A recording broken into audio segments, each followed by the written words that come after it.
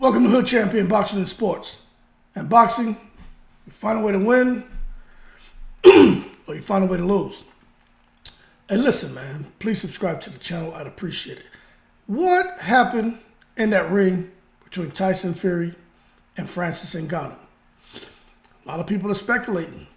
I personally think Wilder put the juju on Fury.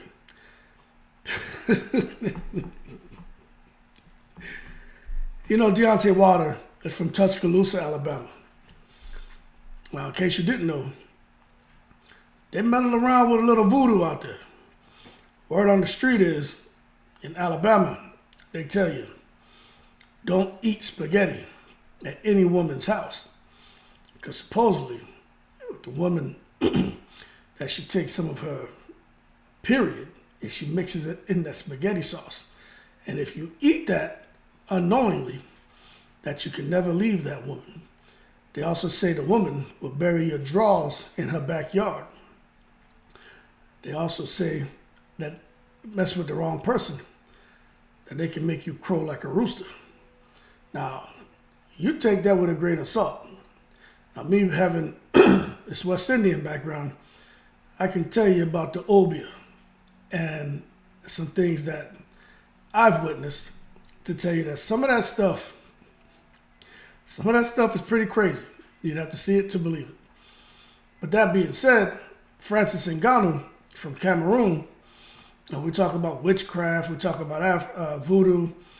I mean, I wouldn't be surprised if Francis Ngannou and his people didn't do some little kind of ritual where they ended up cutting some animal or letting it bleed. They all sat around drinking the blood out of a cup, doing something crazy. Because the only thing that some people, that would have made some people believe that Francis Ngannou would have pulled off what he pulled off last night would have had to be some kind of witchcraft, some kind of wicked sorcery. But I'm going to tell you this, all joking aside, this begs a more serious conversation. And the conversation is, what happened to Tyson Fury's punching power?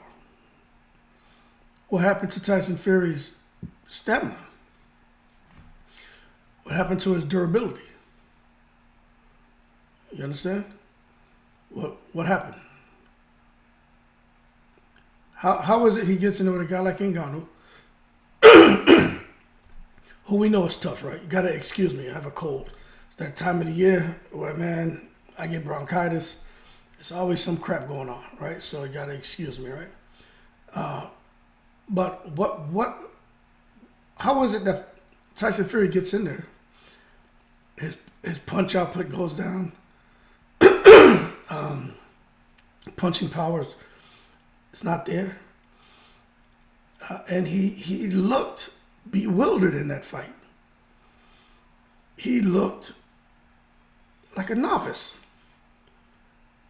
Francis Ngannou came in there, and don't get me wrong, he looked relaxed, he looked poised, and he looked like he knew what he was doing in the ring.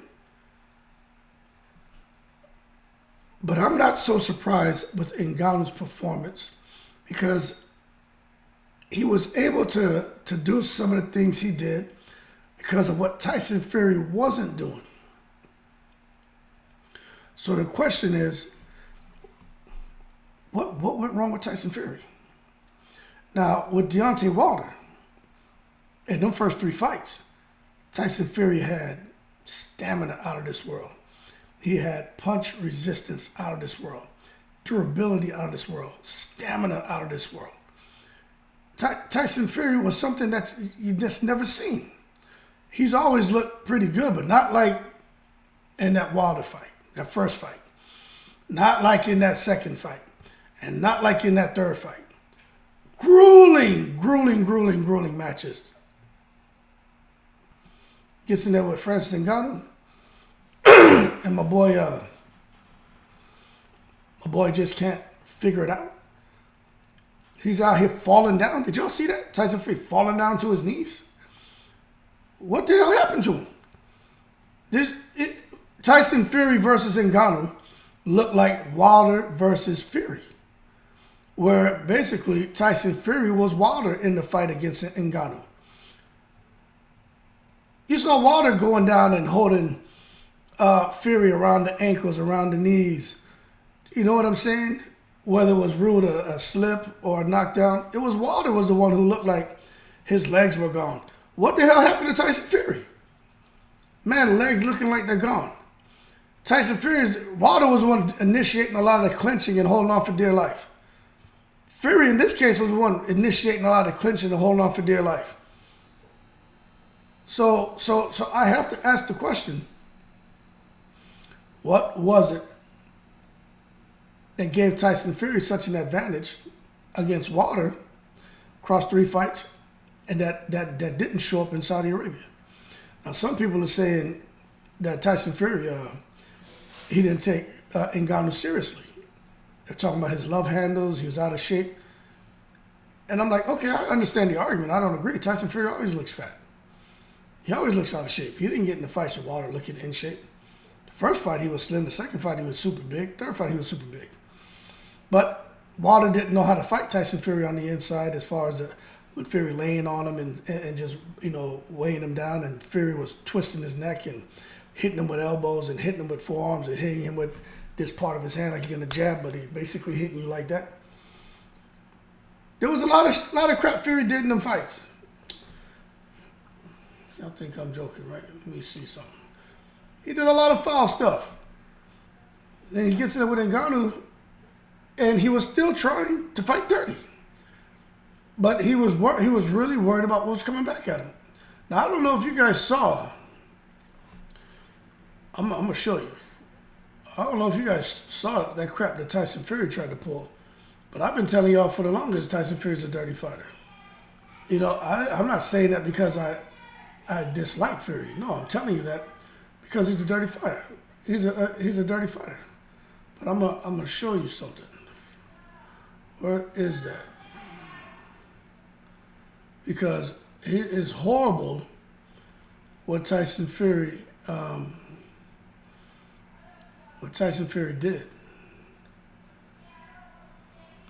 Oh. In that last round. Ooh. Oh. Watch this. Okay, just watch. Where is this thing at? Watch Tyson Fury here. Watch the elbow. Look the elbow. You see that? You see that? No intention on that fist hitting him. Look at that.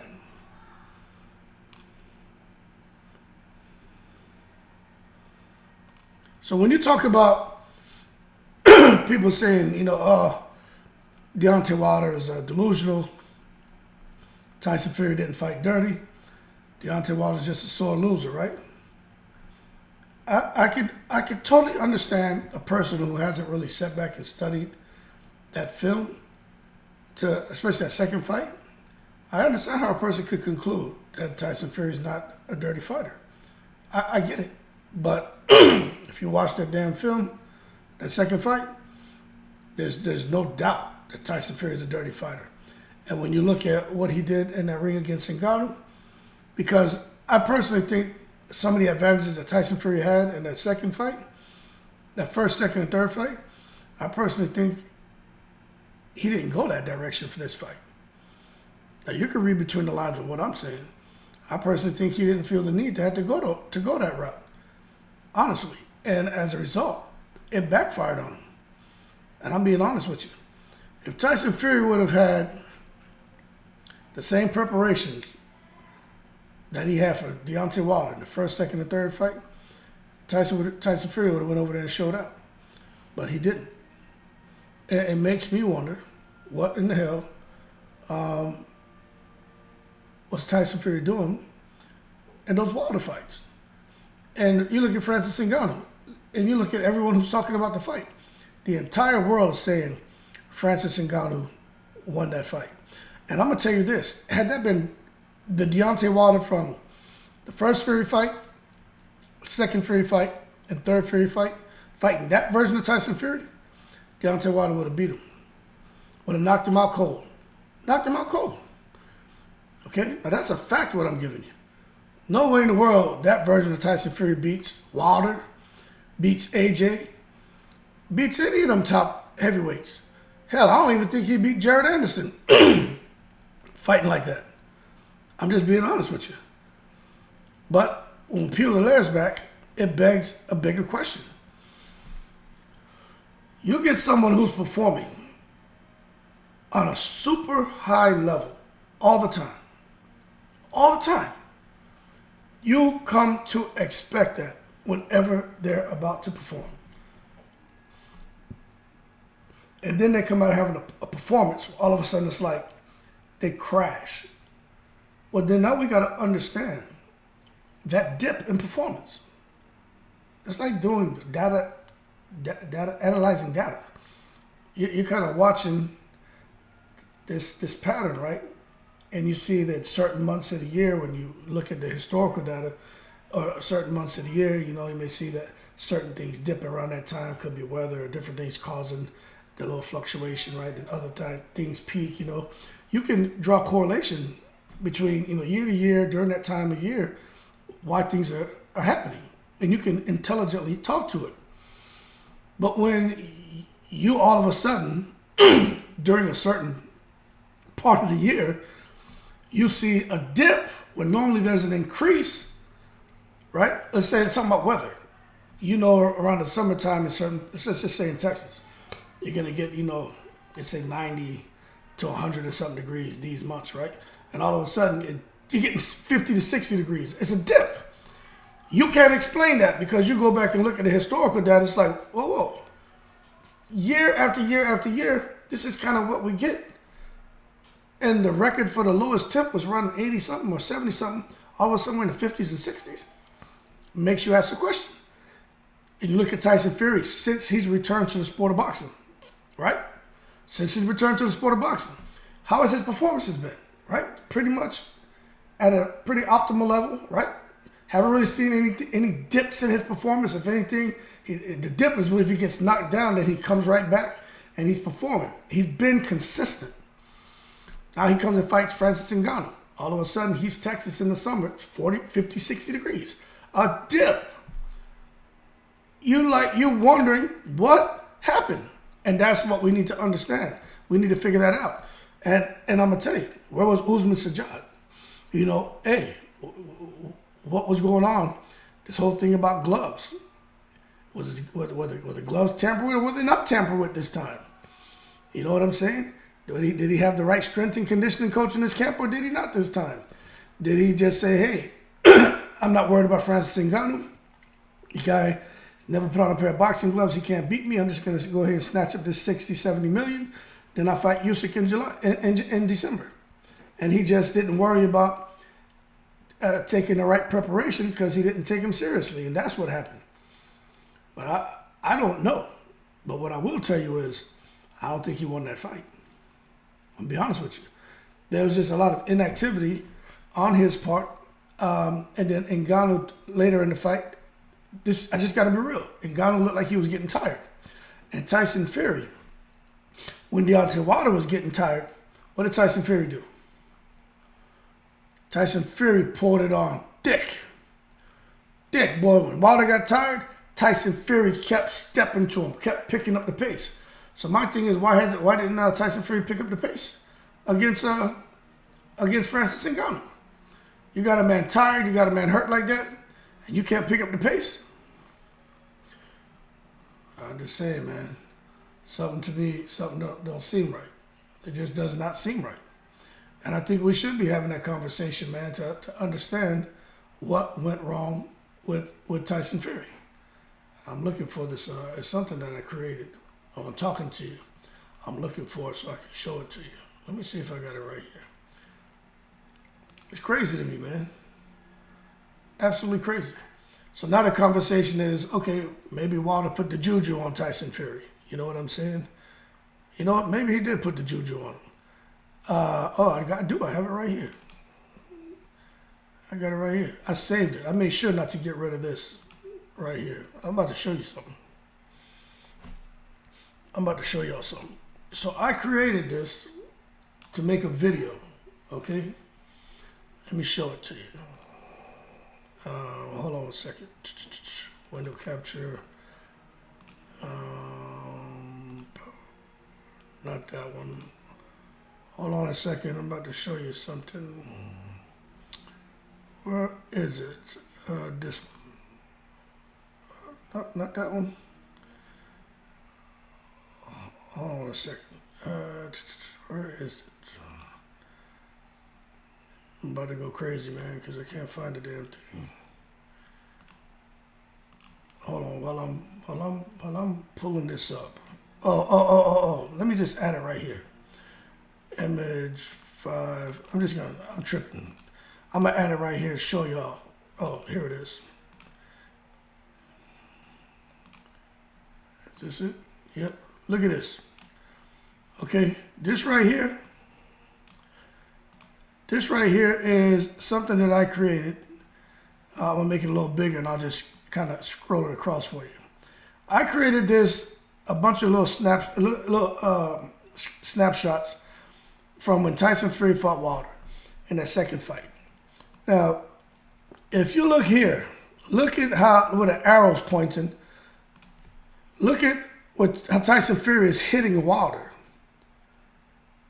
Look at where his fist is. Look where his arm is. Look where his elbow is. Look at what he's doing. Okay? And I just took a few clips to show you. Dirty fighter. All right? Look at this right here. Look at this image where I have the arrow like he's throwing a jab. Look at the part of his hand that's hitting Deontay Wilder in the face. It's the bottom of his palm. Okay? Then over here, he's leaning on, but he's choking him. Twisting his neck. Okay? Then you come here. This is the other part here that I thought was interesting, right? It's Deontay Wilder looking lost. Then you see Mark Breland here about to throw the towel in, right? But then watch this. Tyson Fury hugging Mark Breland. Now, if that's my fighter that just got done wrong, why would I sit there and hold him? Look at Tyson Fury here trying to lick the blood. Look at Tyson Fury's glove right here.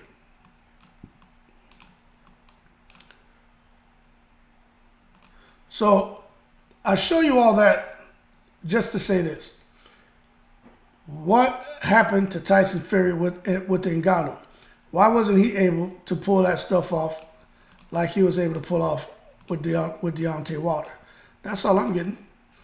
Why wasn't he able to put on such a top-notch performance against Wilder?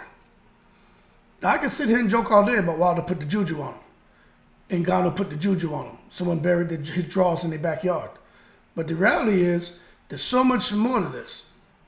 And it could be that the answer could fall in between the juju, Tyson Fury not taking him serious, and the secret and the secret society maybe saying, hey, there's no need for you to go out here and to do anything too crazy because this is Saudi and we don't need any negative attention on us. Rest assured, no matter what, you're going to win this fight. And Tyson Fury went out there super comfortable and he paid the price. Because I'll tell you what, that event didn't go the way they wanted it to go. But I got to sit here now and really pay attention to things because Tyson Fury and Ngannou, they're not fight. I mean, Tyson Fury and Usyk, that fight's not happening in December anymore. But Tyson Fury's talking all that trash. It has to happen. We signed a contract. Now all of a sudden it can't happen because Tyson Fury's banged up. He's hurt. He's got to recover. Well, these aren't my words. This is what Frank Warren said.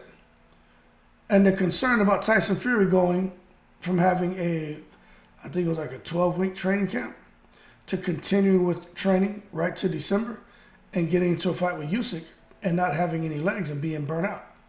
So now look at it now. Tyson Fury and Usyk is going to get pushed back to next year sometime.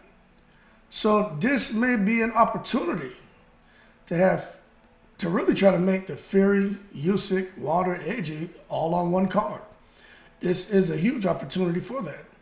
and they can thank Francis Ngannou. And I tell you what, if they do that fight card, they should put Francis Ngannou on it as well. They should have it. Fury, Usyk, Wilder, AJ, and Ngannou against somebody in Saudi. And that would just be amazing.